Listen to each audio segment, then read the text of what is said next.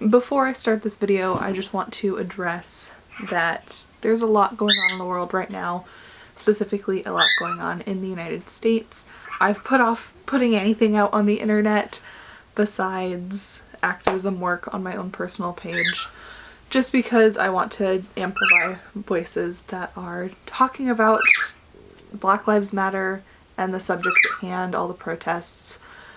I am going to be sensitive about that, obviously, and try not to oversaturate and cover up and move on, because this is something that needs to continue to be talked about. If you're interested in any places where you can sign petitions or donate funds, I'm going to leave a bunch of information down in the description box, as well as YouTube videos that you can watch that then generate revenue that goes towards Black Lives Matter organizations. Hi guys, welcome back to another episode of Dog Trainer Reacts. My name is Skylar and I am a certified dog trainer, and today I'm going to be reacting to Rosanna Pansino's I Got a New Puppy Plus haul. If you haven't seen any of my other Dog Trainer Reacts videos, I highly recommend checking those out. I've reacted to Glam and Gore and I've also reacted to Molly Burke, and I'll leave both of those in the description down below. And let's get started. She's sleeping, so I'm gonna put her down, let her rest, and I'm gonna show you guys a mini puppy haul that I did online. I got a bunch of stuff on Chewy.com, so that's a really good site to go shopping if pet stores in your area are closed right now, because they've been online for so long, so they're really good about shipping and getting things to you quickly, so I really appreciate that. Just a quick thing to say about Chewy.com, just as someone who has worked in independent pet stores. If you have an independent pet store near you, I highly recommend checking them out, because we always want to support small businesses, especially right now, right after a lot of them had to be closed because of coronavirus and a lot of people are struggling. So if you're able to put your money towards more independent pet stores, I highly recommend it. The first thing I bought was more stain remover and puppy pads. I really like the brand Nature's Miracle. I used this with my dogs in the past and it really helps for stains, so this is one of my favorite. I got stain remover for hardwoods and I got some stain remover for carpets, and then I got some heavier duty stuff for bigger stains. Because when you have puppies, accidents will happen. I highly recommend Nature's Miracle just because it's an enzymatic cleaner. So it has enzymes in the formula that break down the bacteria that cause the stain and the odor. Specifically, dogs, they can still smell their scent or the scent of another dog even after you clean it up with a traditional cleaner. So this helps to break down the actual molecule, which keeps them from smelling that again, which keeps them from going there again. So highly recommend enzymatic cleaners. So this is a great time to braid my hair because Puppy likes to chew on it, so let's put it back because she is teething. Both the puppies I've had in the past have teethed, but not like this. Yeah, so hair, loose clothing, things like that, super accessible to puppies, and they're super fun. Just like a human baby are more drawn to jewelry, hair, that kind of thing. So are puppies. So any limitation of those things is gonna save you a lot of heartache. She's the youngest puppy and she's gonna be teething for like the next 6 weeks. Those little puppy teeth are razor sharp. You have to wear shoes around puppies because they just bite everything. They think everything's a toy. Yeah, so teething definitely is one of the least fun parts about having a puppy. And it's things that I get questions about a lot, just because that's when they'll usually start chewing, and they'll chew everything. Definitely, if you don't want your puppy chewing on everything, for every one thing you don't want them to chew on, have at least 2 things nearby that they can chew on, and then trade them out. So if you have a shoe and your puppy's chewing on the shoe, have a chew toy, frozen Kong, something like that that you can then trade out. Instead of just reprimanding them, you want them to know that this is what you should be chewing on instead. And then, like I said, frozen Kongs, freezing your treats. I prefer Westpaw toys. You can find those online or in an independent pet store. But Kongs, licky mats, any of those stuff, sticking them in the freezer, it's going to help to numb the gums, so it's going to help with some of that teething pain. It also takes longer for them to get all the treats out, which means that you don't need to fill it as often and you get more out of that. So definitely recommend freezing your toys as well. Ordered a bunch of little teething toys, and this is going to help because their gums are sore, their puppy teeth are going to be falling out, and they're going to just want to teeth till their adult teeth come in. So these are great, and I got a bunch of them. I got with textured, I got them like flavored, anything I could find that was like teething. Oh my gosh, you guys, look how small they are. Yes, so definitely tons of teething toys is going to be super, super important. Like I said, for every one thing you don't want them to chew on, you want at least two that they can chew on. However, I personally am not the biggest fan of Nylabone, just because it is a flavored plastic, and depending on your dog, I know that they say if you get little pieces off that it's not going to hurt them. But I have seen some scenarios where somebody got a toy that's too small and gave it to like a lab, and then that whole toy was just swallowed and they had this entire toy in them. Personally, I'd stick to just heavy duty teething toys, and then if you can find ones that aren't flavored, and just stick to safer alternatives as far as flavoring or treat toys go. That's what I personally recommend, but definitely different textures. So whether it be rope, a bumpier rubber, or some rounded corners, some more like twisty corners, that kind of stuff is awesome. And then also make sure that the size is appropriate for your puppy. Puppies grow super fast, so some toys that were appropriate a couple weeks ago may not be appropriate now. A good rule of thumb is if they're able to fit the whole thing in their mouth, it's a no-go. And then bone-shaped things like the Nylabones, they can swallow this way as opposed to this way. So if they're able to get that in their mouth pretty well, I would probably just skip it and pick something else. I love this brand. I buy their stuff all the time. Now this toy is from Zippy Paws, and these are what they call like burrowing toys, where they have a main toy and these little toys, and you stick them inside, and then the dog has to like work its way to get the toy out of there. And I love them, and they have so many different like themes, but I got her this little honey pot with little bees. Yes, so burrowing toys, especially for breeds that were bred to find and hunt rodents, are super, super awesome. Great form of enrichment, especially for puppies, and as they get older, you're gonna love and want to incorporate as much enrichment as possible.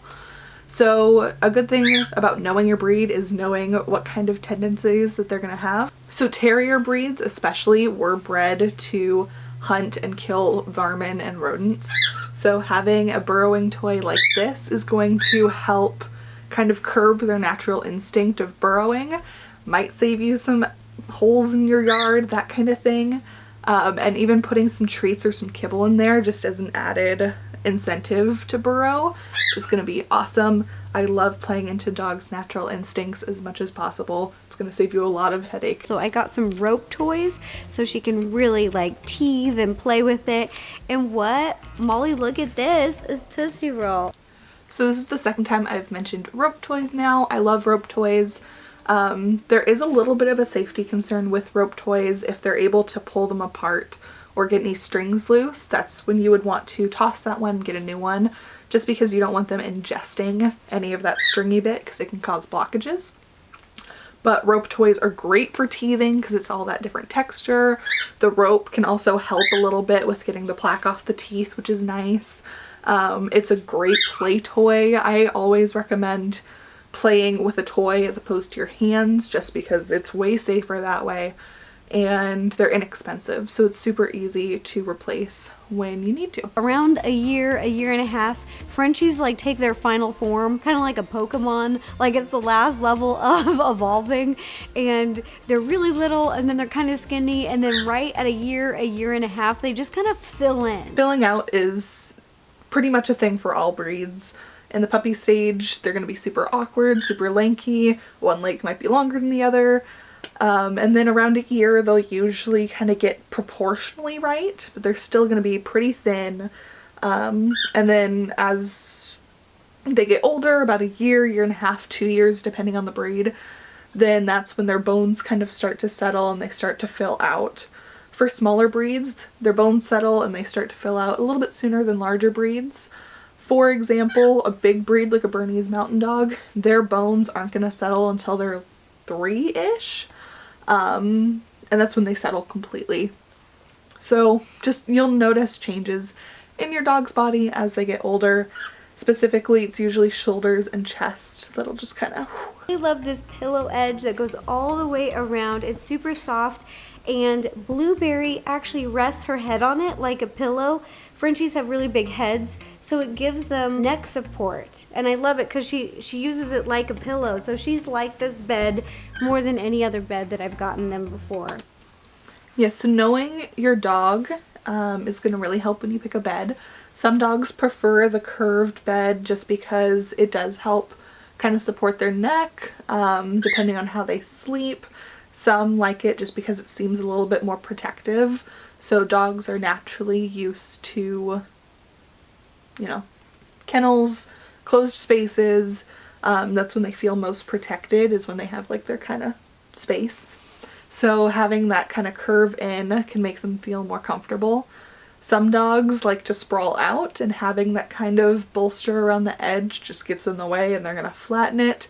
So kind of knowing how your dog prefers their bed to be.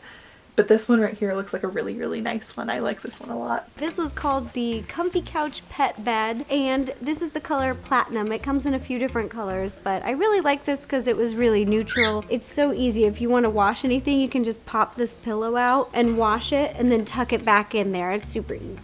Removable and washable pieces is one of the things that I always look for in beds, just because they get gross. They get so gross. Honestly, a couple of the dog beds that I bought in the past have been from kind of designer brands that are more expensive, and they just didn't have the features that this one had. I feel like I'm talking about a car, and I'm talking about the features of this car. I wholeheartedly agree. For puppies, I typically recommend something a little bit on the cheaper side, just because especially as you work through any separation anxiety, it's very likely that it's going to be completely ruined and torn apart, especially if you have a larger dog. With my pup, I probably went through 5 beds before she finally chilled out and I was able to get a nice one. But definitely once you're ready to buy a nice lifelong bed, going a little bit higher as far as price goes and really being critical of the quality and checking that out is going to benefit you a lot. And just because it's expensive doesn't mean that it's going to be better. She did mention designer pet beds, which is a whole section of the industry in and of itself. You can find a decent, really nice bed without going insane on the price. Just check, especially seams, see if they have those features like being washable or being able to take the bottom cushion out, that kind of stuff. Such a great porch for the dogs because it's in the shade, so it doesn't get as hot up here. We live in Southern California, so it gets really hot. So over here, it's really shady. Yeah, so having an outdoor space that's going to be safe and appropriate for your pet is absolutely essential. She picked a shadier place. Not that you can really pick where your porch is, but she happens to have hers in a nice shady place, and especially for French bulldogs and other brachycephalic breeds, so the ones with the smooshed faces. They are unable to pant efficiently because they do have that smushed face, and panting is what cools off their body temperature and regulates their body temperature. So they cannot be outside when it's too hot. They have to stay in the shade. They have to be supervised when they're outside, just so they don't have heat exhaustion or even heat stroke. So it's a very specific type of weather condition for these dogs that you need to be aware of. Southern California can be a little dicey, so you definitely want to make sure to give them tons of shade, give them tons of water, make sure it's not going to be too humid out, and only allow them outside while they're supervised and for short periods of time. And we made an improvement to their little potty area. So over here we used to have a plastic Astroturf Potty Pad, and it worked okay. It had great drainage, but I found something more natural, and it's just so amazing and awesome. The old one smelled all the time. Even for a neat freak who was cleaning it all the time, it just smelled. It smelled so bad. The only way to get it smelling totally better was to order a new plastic Astroturf, and I just didn't want to be buying plastic over and over again. So I found a really natural option. I should have mentioned this before because it's awesome, and I wish, Mike, we knew about these when we had an apartment. Yeah. Because our apartment had this little deck, and had I known about this company, maybe we would have got a puppy even sooner. Because this is so cool. Yeah, it's nice. Okay, this video is not sponsored, but if you live in an apartment and you have a little balcony, this is just such a great option. This is so cool. So this company will mail you a patch of fresh grass, real grass, like with the dirt. It's called Fresh Patch. You can get a new patch like every month or week. You can sign up for whatever you want, and it's completely natural. It comes in cardboard, and the best thing is when the dogs are done using it, you can just compost it. I love it. It's more green, and it does not smell, and it stays really dry. So that is super cool. I'm definitely going to be linking that in the description and taking note of that myself. I've heard of the Astroturf. A lot of people ask me about it. And aside from that and litter box training your dog, when you live in an apartment and you're not able to go outside on walks very often throughout the day, it is difficult to manage your dog's bathroom breaks while you're apartment living. But I love this alternative of them sending you a patch of grass and you being able to compost that. I think that's awesome. So thank you, Rosanna Pansino, for sharing that one with me. I did not know that. Thank you, Rosanna Pansino, for actually teaching me a couple things. I did not know about the Fresh Patch little pet grass, so I'm definitely going to be taking that with me. If you learned something from this video, make sure to give it a like and go ahead and subscribe down below, and stay tuned for our next video. See you next time. Bye.